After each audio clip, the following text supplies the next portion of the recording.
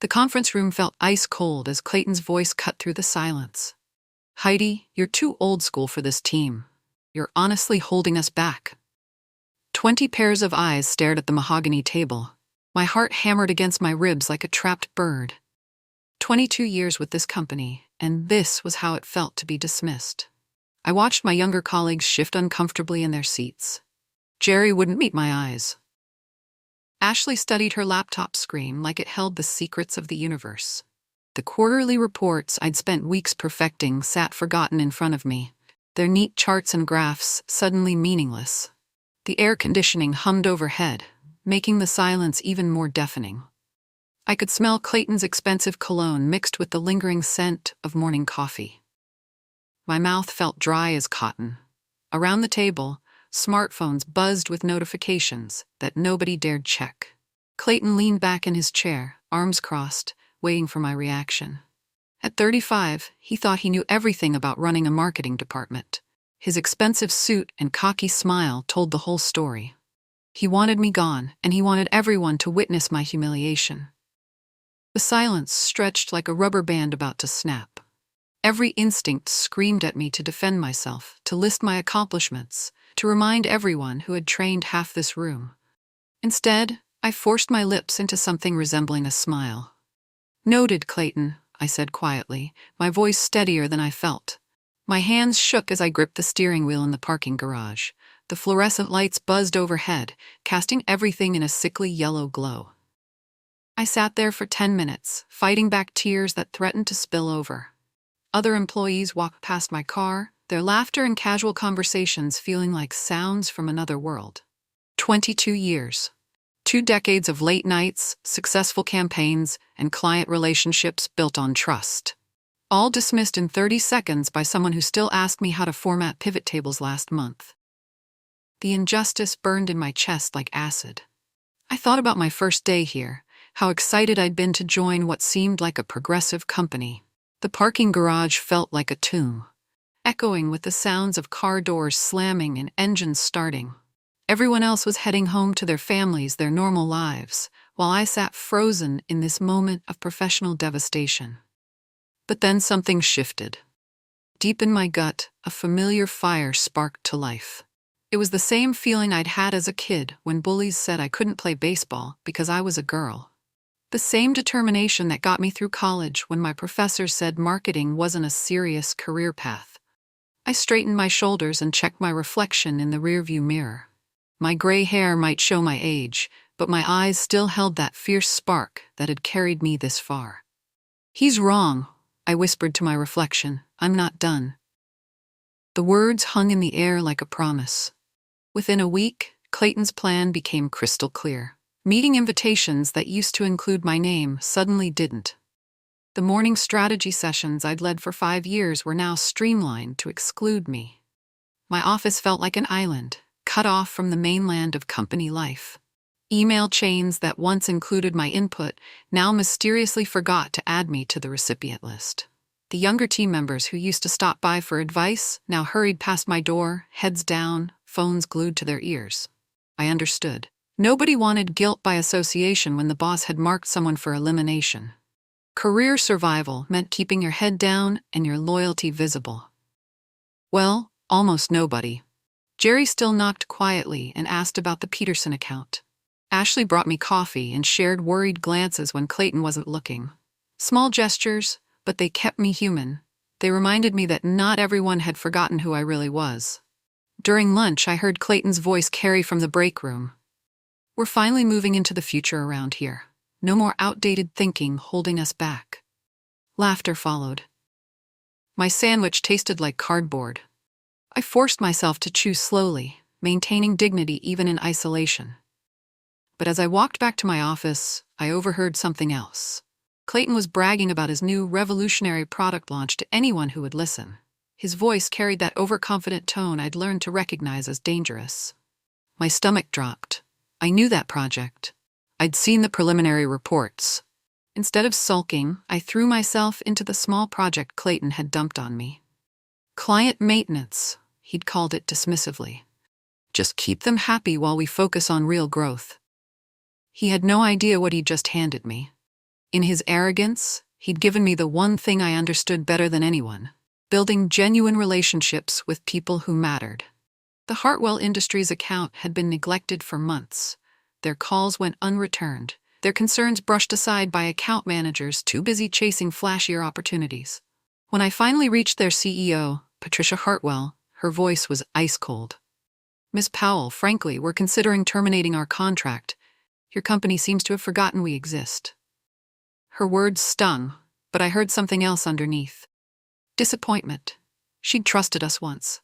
This wasn't just business frustration, it was personal betrayal. I spent 3 hours on that call, really listening to her concerns about their upcoming product line. They needed a marketing strategy that understood their family-owned business values, not flashy campaigns that missed the mark. I took pages of notes, asking questions that nobody had bothered to ask in months. "Give me 2 weeks," I said. "Let me show you what we can really do." There was a long pause. "2 weeks, Heidi. But if you can't turn this around, we're gone." After I hung up, my hands were shaking again. But this time, it was excitement. Clayton's big announcement came during the Monday morning all-hands meeting. He strutted to the front of the room like a peacock, his presentation remote clicking dramatically as colorful slides filled the screen behind him. The conference room buzzed with anticipation as people craned their necks to see the big reveal. "Ladies and gentlemen, I'm proud to present Project Momentum."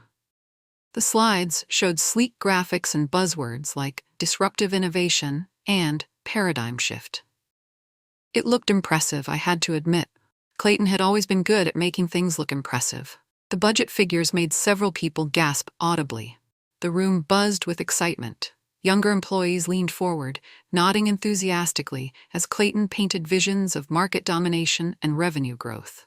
Even some of the veterans seemed caught up in the energy. His charisma was undeniable when he wanted to turn it on. I raised my hand quietly during the question period. "Clayton, have you checked the compliance requirements for the health sector regulations?" He waved dismissively. "Heidi, we can't let bureaucratic red tape slow down innovation. That's exactly the old-school thinking we need to move past." His tone carried a subtle mockery that made several people chuckle. Nervous laughter rippled through the room. I felt my cheeks burn, but I didn't argue. I'd learned to pick my battles, especially in public forums where Clayton held all the cards. After the meeting, I made a note in my planner. Those regulations weren't suggestions. They were federal law. 2 junior team members knocked on my door that Thursday afternoon. Kimberly and Tom looked exhausted, their usual bright energy dimmed to worried whispers. Dark circles under their eyes suggested they'd been pulling all-nighters, trying to make sense of impossible deadlines and contradictory instructions. "Heidi, can we talk?" Kimberly glanced nervously down the hallway. "We're supposed to be working on the social media component for Project Momentum, but nothing makes sense. The target demographics don't match the messaging, and the budget allocations are all wrong." Tom nodded frantically. "Clayton keeps saying to think outside the box, but when we ask specific questions, he just tells us to figure it out. We're drowning. Yesterday he told us our concerns were limiting beliefs that we needed to overcome." I invited them in and closed the door. For the next hour, we worked through their challenges systematically. I showed them how to align messaging with audience research, how to create realistic timelines that accounted for approval processes, and how to spot budget red flags before they became disasters that destroyed careers. Their relief was visible as concepts clicked into place. "This actually makes sense now," Tom said, scribbling notes furiously. "Why doesn't Clayton explain things this clearly?" As they left, Kimberly turned back. "Heidi, you should be leading this project, not just helping us fix it." The next morning, I got an email from the senior vice president. "Heard you helped save the social media component of Momentum.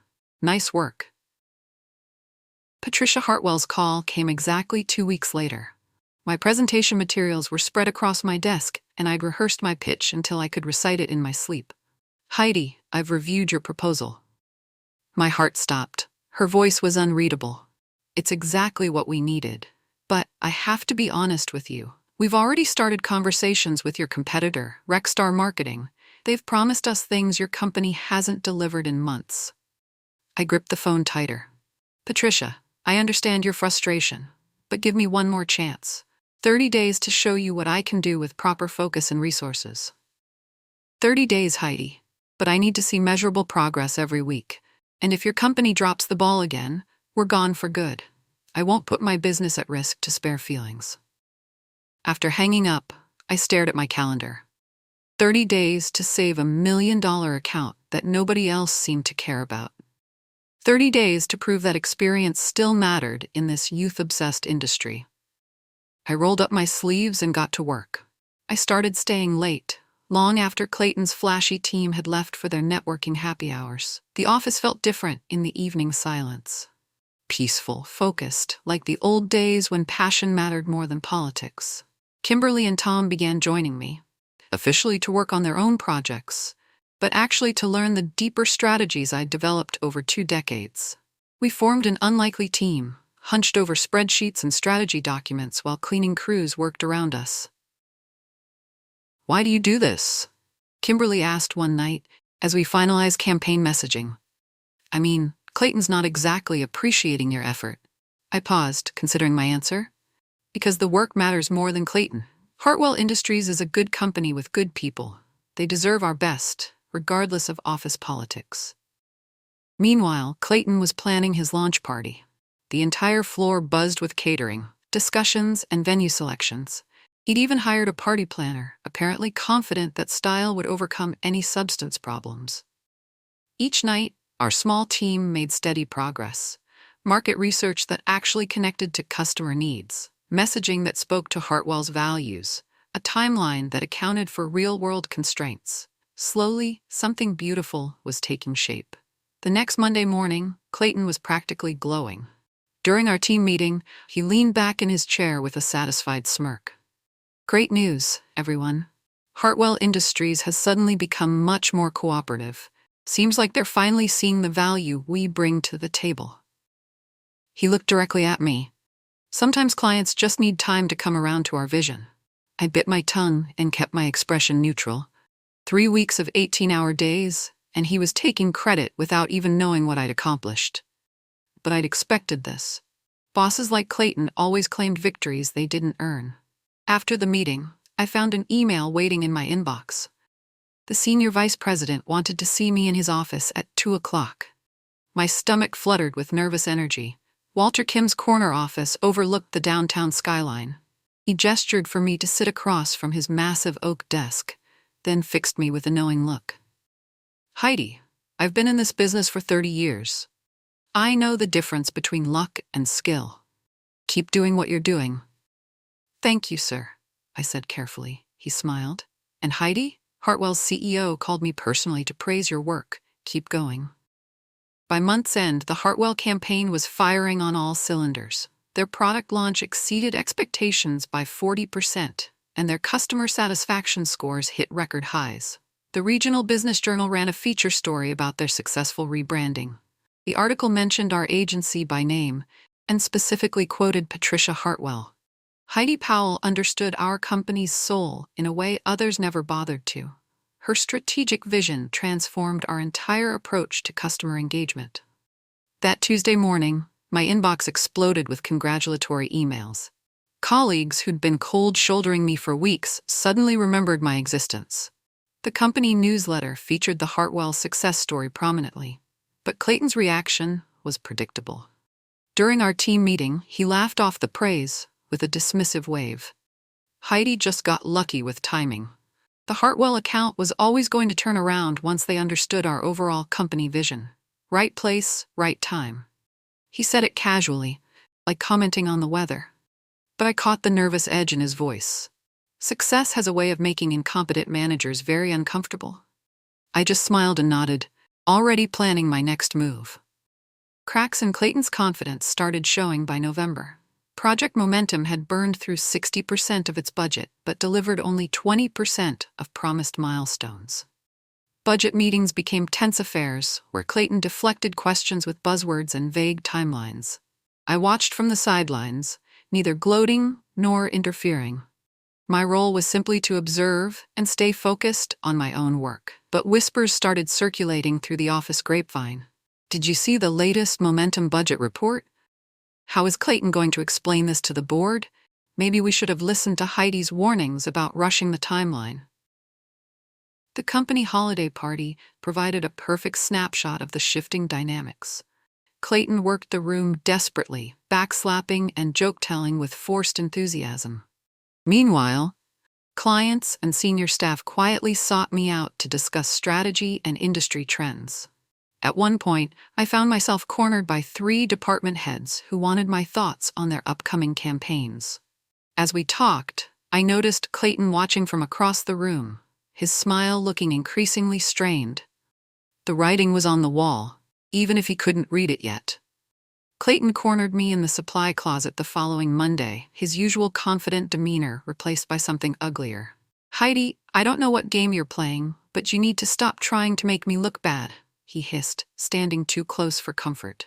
I stepped back calmly, meeting his eyes without flinching. "I'm just doing my job, Clayton, same as always." "Don't give me that innocent act. You're deliberately undermining my authority with all this helpful mentor routine. People are starting to think you should be running things instead of me." The accusation was so absurd I almost laughed.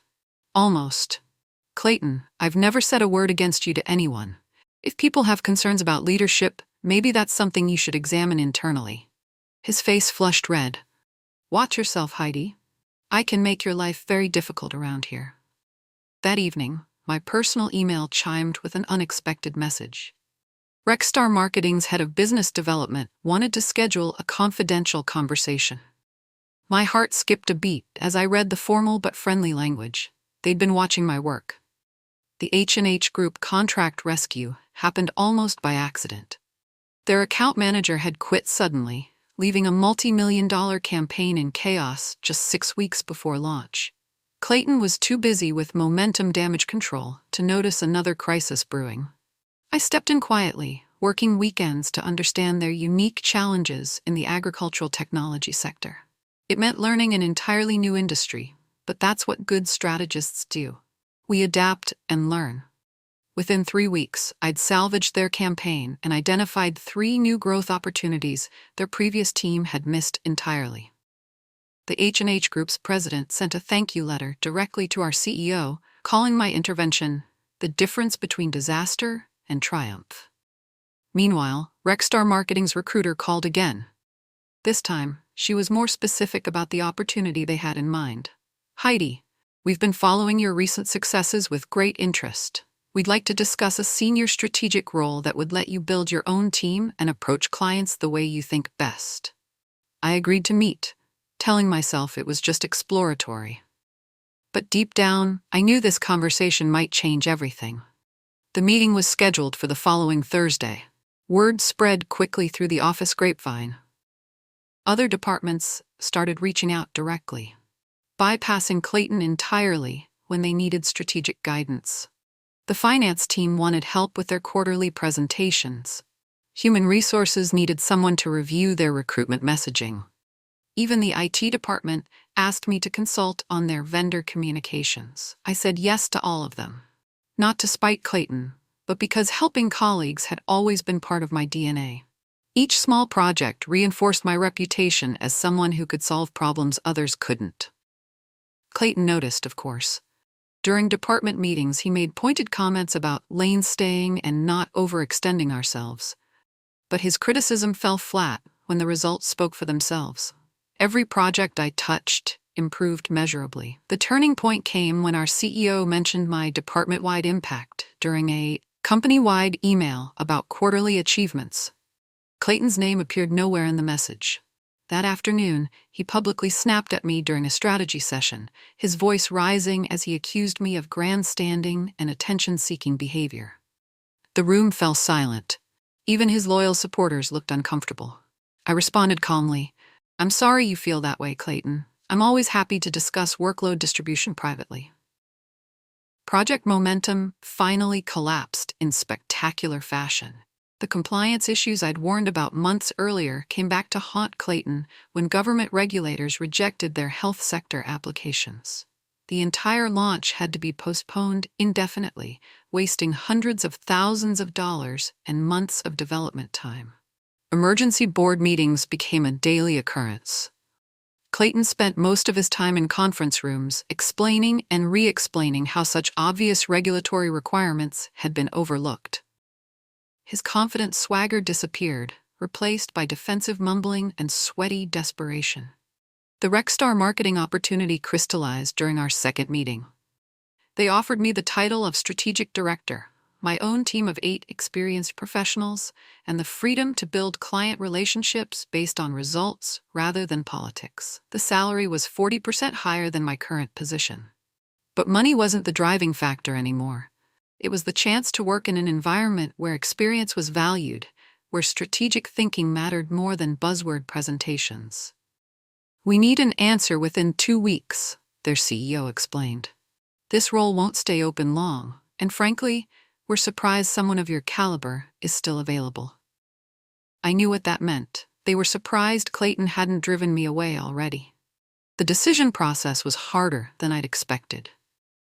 Late at night, I sat in my home office weighing 22 years of history against an uncertain future.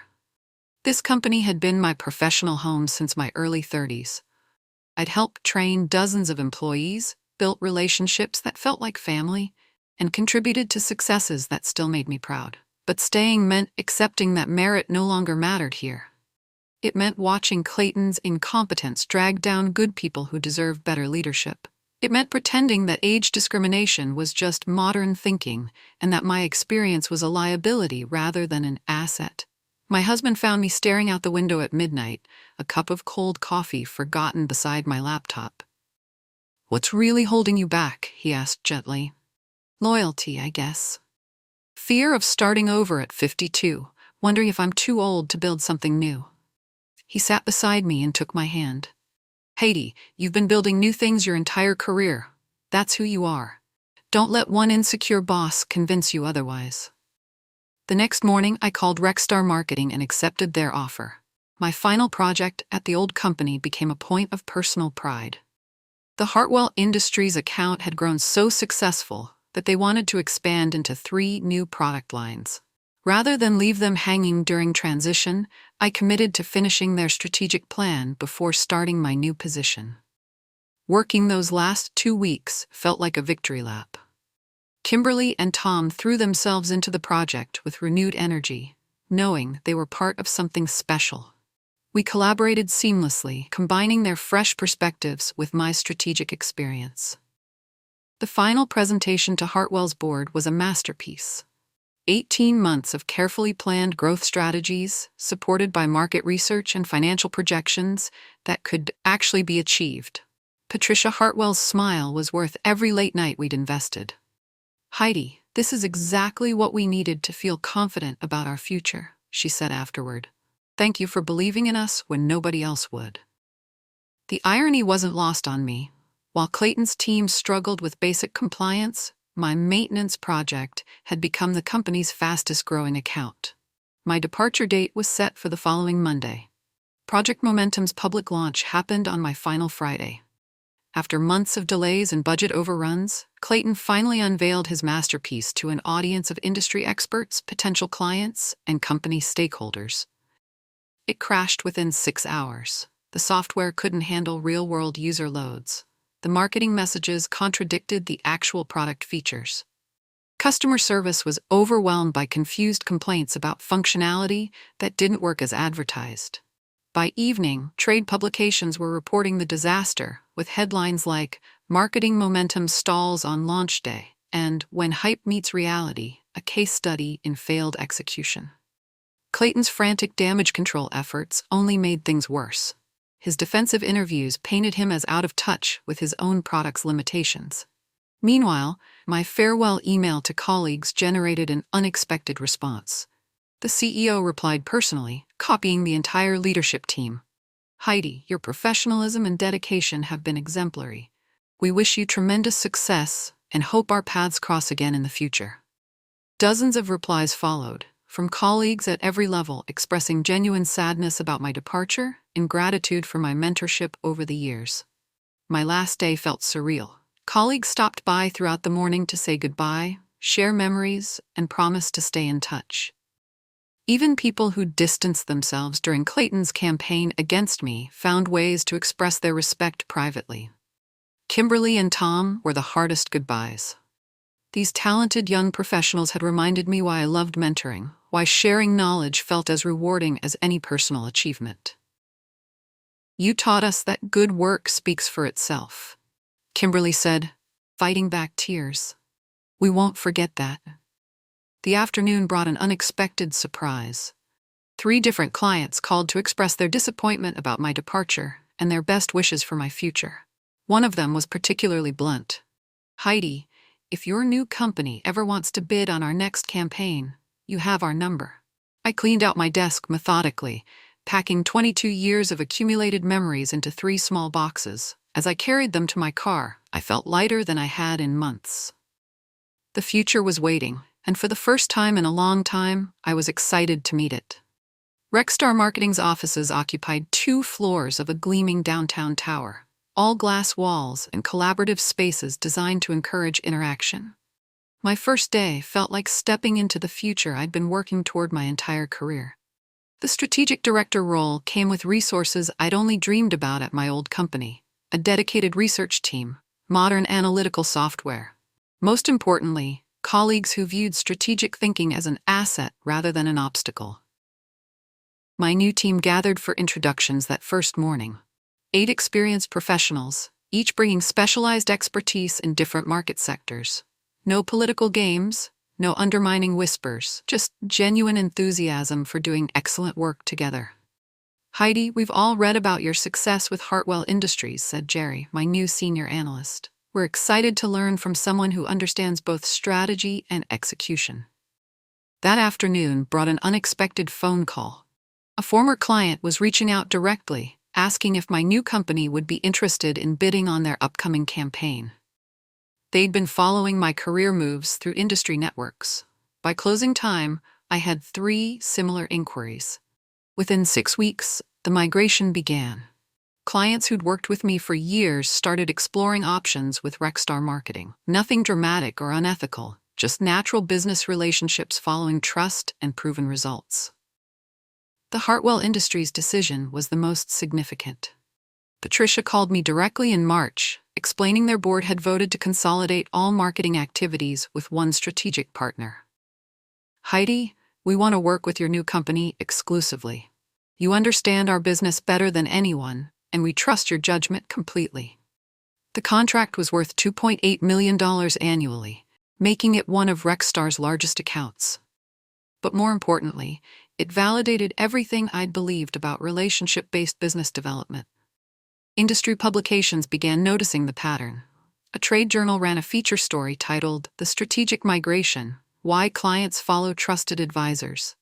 My photo appeared prominently, along with quotes about relationship marketing in the digital age. The article mentioned my previous company's recent struggles with client retention, though it diplomatically avoided naming Clayton specifically.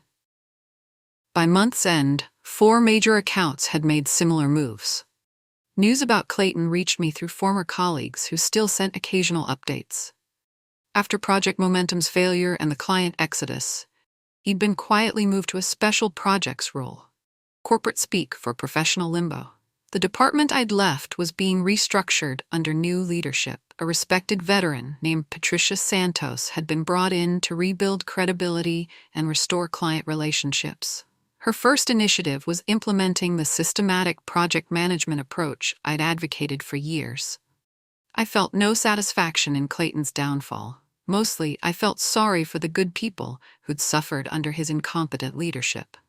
But I was thrilled to hear that Kimberly and Tom had been promoted to senior roles under Patricia's guidance. My former colleague Ashley sent me a text. "It's like the whole department can breathe again. People are actually excited about work instead of just trying to survive." That same week, Rexar's CEO mentioned the possibility of opening a new West Coast office. "Heidi, we're thinking about expansion and we need someone with proven leadership skills to head the new operation." My heart skipped a beat. Leading an entire office? Building a team from scratch? The industry conference invitation arrived in April, 6 months after leaving my old company. The Marketing Excellence Association wanted me to keynote their annual convention, speaking about building authentic client relationships in a digital world. 3,000 marketing professionals would hear my story about prioritizing substance over style, about the power of strategic thinking grounded in real experience. The same principles that Clayton had dismissed as old school would be presented as industry best practices. During my presentation, I talked about the Hartwell success story without mentioning specific companies or individuals. The audience connected immediately with themes about earning trust through consistent delivery rather than flashy presentations. The standing ovation lasted 5 minutes. Afterward, dozens of professionals approached with questions, business cards, and collaboration ideas. Several mentioned that they'd followed my career transition through industry networks. One attendee was particularly direct. "I work for your former company. We've heard about what really happened with Project Momentum and the client migrations. People there know they made a huge mistake. But I was already focused on building something new, not dwelling on past mistakes. My new role as West Coast Regional Director became official in September. Building a marketing team from scratch felt like the professional challenge I'd been preparing for my entire career. The hiring process was deeply personal. I interviewed dozens of candidates, looking for that combination of technical skill and strategic thinking that creates exceptional results. Several of my new hires were experienced professionals who'd been overlooked at their previous companies.